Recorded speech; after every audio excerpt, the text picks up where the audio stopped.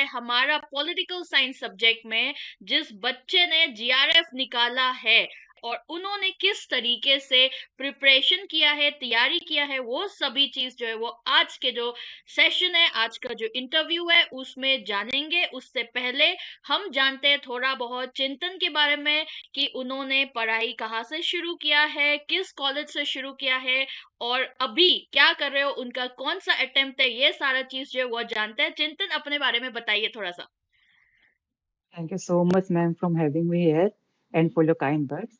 So, about my introduction, I did bachelor's in political science from Ramdas College, and currently I am pursuing master's. I am in fourth semester currently from Delhi University itself. Hmm. And this was my first attempt in UGC NET, and I got 236 marks out of 200 with a 99.83 percentile. Okay, heartiest congratulation. और आपको Thank you so much, GRF ma'am. अड्डा platform में इसके साथ welcome है, आपके introduction के साथ। और हम आपसे जानने की कोशिश करते हैं कि आपने जो है तैयारी किस तरीके से शुरू किया है, क्योंकि बहुत सारे बच्चे जो है वो आपसे उम्मीद रखे होंगे, आपसे जानने की कोशिश कर रहे होंगे। They would want to know how you have prepared for UGC NET because the cut off for political science has been rising the level day by day with every attempt. Yes, ma'am. So, ma'am, my main focus was on paper one. For paper one, I read the KVS Madan book 3-4 times. So actually, my mantra was read one book and revise it multiple times. So I don't get any question wrong from that book. And I studied about 1 month for this paper. In 1 month, I like 1-2 hours every day. And for paper one, my strategy was just simple, just one book and nothing else. And about paper two, so first of all, what I did, I analyzed all the PYQs and about the themes. So I analyzed that in Western political thought and political theory, the conceptual part is more important as more questions are asked from conceptual. So I was quite confident that I have done good in my graduation. I already read that Andrew Haywood books, Rajiv Bhargava. So I don't need to study anything. And about the units like Indian political thought, Indian constitution, they are more inclined toward the factual part. So what I did for Indian political thought, for all the thinkers, I read about them on Wikipedia. And about and on Indian constitution, I refer to Lakshmikant and the bare act of constitution because there the amendments, the fundamental rights articles and DPSPs are more important. And about international relations, so there is a very good book of Andrew Haywood, Global Politics. It has some yellow boxes where all the important events are listed in chronological order. So what I did, I just read it multiple times, like every day. I was just referring to those boxes because when I analyzed the papers, I came to know that the Cold War events, the terrorist attacks are very important.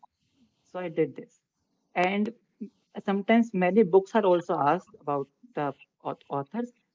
This time was not asked, but what I did, I just wrote all the books on a different paper, and I used to revise it like night, like just before sleeping. I used to read the names just after waking. I used to.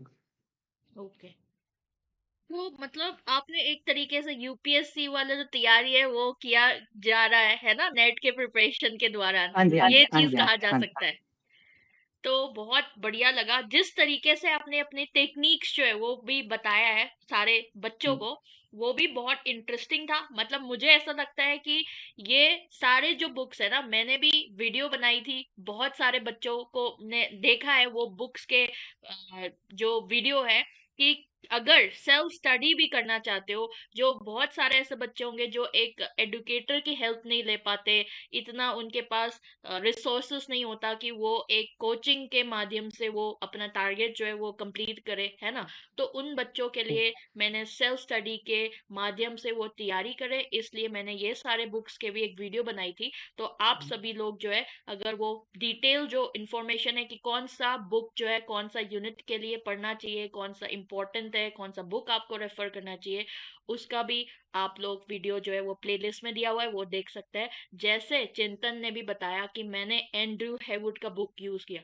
Political science जब पढ़ते हैं Andrew Heywood, हर बच्चा Andrew Heywood पढ़ता है, but बहुत सारे बच्चे को समझ में नहीं आता। उसका भी एक दिमाग चाहिए उस तरीके का कि हमें इस बुक को समझना है, क्योंकि एक बार में पढ़ने में वो बुक समझ में नहीं आता, बहुत मेहनत करना पड़ता है तब जाके समझ में आता है। उन्होंने यूपीएससी की तैयारी किया है, इसलिए उनको उस तरीके से समझ में आ गया।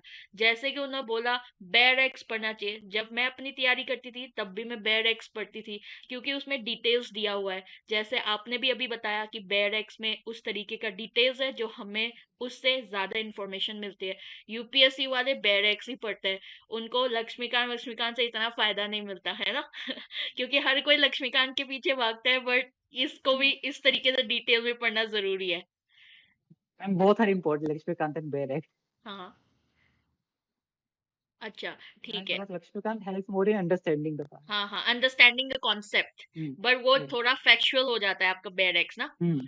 हाँ, Yes. तो ये चीज है। तो फिर आप जेआरएफ अड्डा प्लेटफॉर्म जो है, आप कैसे, आपको मिला कैसे, मतलब आपको कैसे इंट्रोड्यूस हुए जेआरएफ अड्डा प्लेटफॉर्म से? मैम यूट्यूब के थ्रू ही मिला था, अच्छा। एंड मैंने थोड़ी बहुत क्लासेस मैं यूट्यूब पे देखी थी। हाँ जो जी। कंपैरेटिव पॉलिटिकल एनालिसिस का पेपर है, हाँ और जी। उस यूनिट के लिए थोड़ी बहुत मैंने मैराथन वीडियोस देखी थी, ठीक है। एंड पॉलिटिकल प्रोसेस के लिए ठीक है। इन इन 2 यूनिट्स के लिए मैंने। ओके।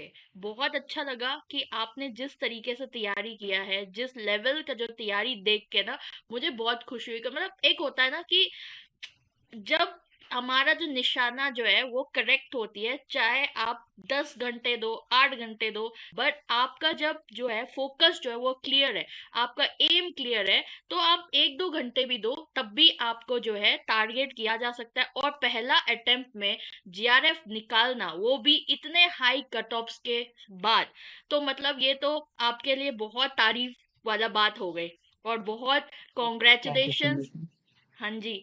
और आपको क्या थैंक यू लगता सो है मच। कि बहुत सारे बच्चे जो है वो क्या करते हैं पॉलिटिकल साइंस में, जब मैं देखती हूँ ना, अगर तैयारी जब करते हैं वो पेपर 1 को कम ध्यान देते हैं और पेपर 2 को कम ज्यादा ध्यान देते हैं। तो आपको क्या लगता है कि हमें किस तरीके से पेपर 1 और पेपर 2 का जो मैनेज करने के जो तरीका है वो क्या होना चाहिए? मैम एक्चुअली पेपर 1 का कॉस्ट बेनिफिट रेशियो बहुत अच्छा है। हाँ जी। आप बहुत आप थोड़ा बहुत पढ़ के आप बहुत अच्छे मार्क्स ला सकते हो। तो बस मैंने एक ही बुक पढ़ी, वो भी मैंने पूरी नहीं पढ़ी, सिर्फ ना कुछ थोड़े यूनिट्स करे उसके, और मेरे 37 क्वेश्चंस करेक्ट हो गए 50 में से। पेपर 1 का मैम ये फायदा होता है कि हाँ, पेपर 1 लोग को उसको कम प्रेफरेंस देते हैं, उसको कम फोकस करते हैं। हम्म। तो उसमें अगर आपके क्वेश्चन ज्यादा करेक्ट हो गए तो आप एक एडवांटेज पोजीशन पे आ जाओगे।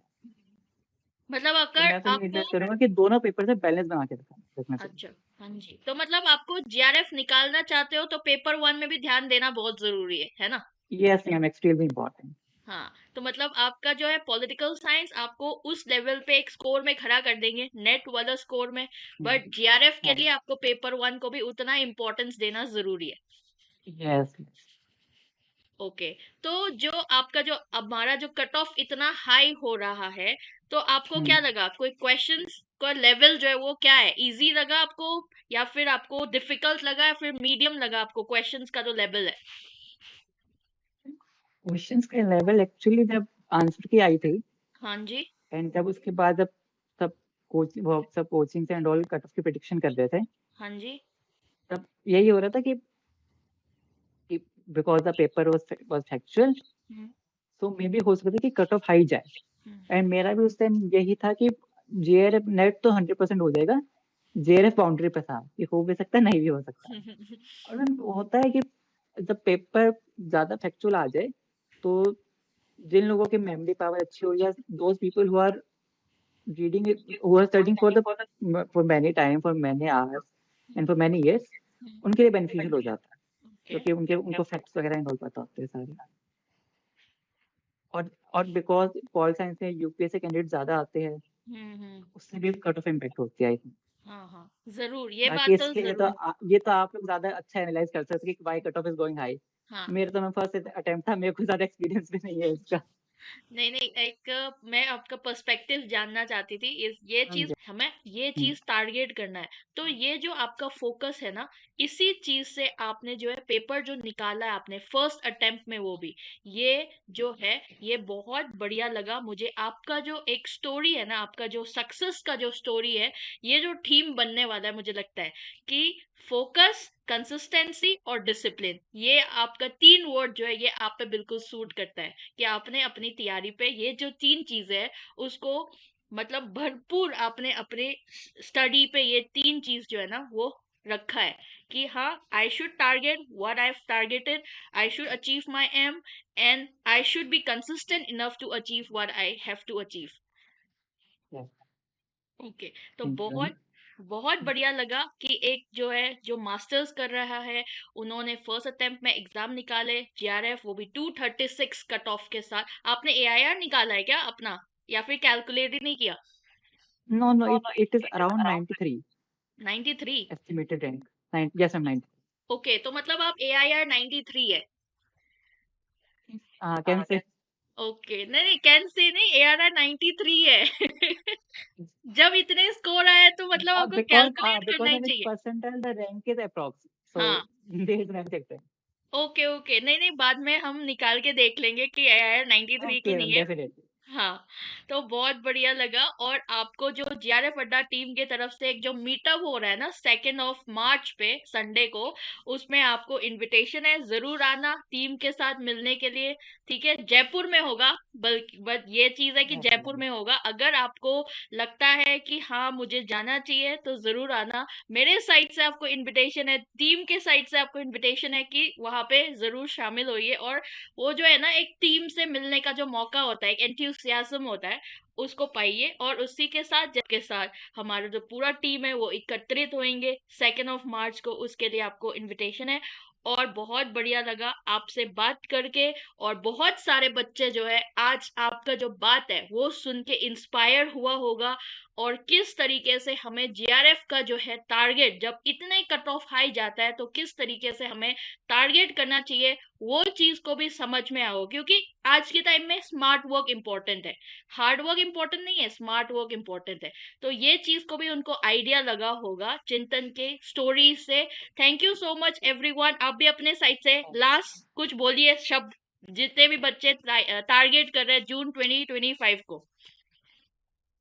मैं उनको ये मैसेज दूंगा कि keep keep your focus, keep discipline, and just do hard work. And most important thing is to believe in yourself that you have done. Because जब आप एग्जामिनेशन हॉल में जाओ तो आप में जो कॉन्फिडेंस होना चाहिए कि हाँ मैंने अपना बेस्ट दिया है, मैं अच्छा से पढ़ के आया और जो मैंने किया है मैं अच्छा ही करूंगा। Ma'am that confidence is very important in exam hall. चलो, दैट्स ऑल।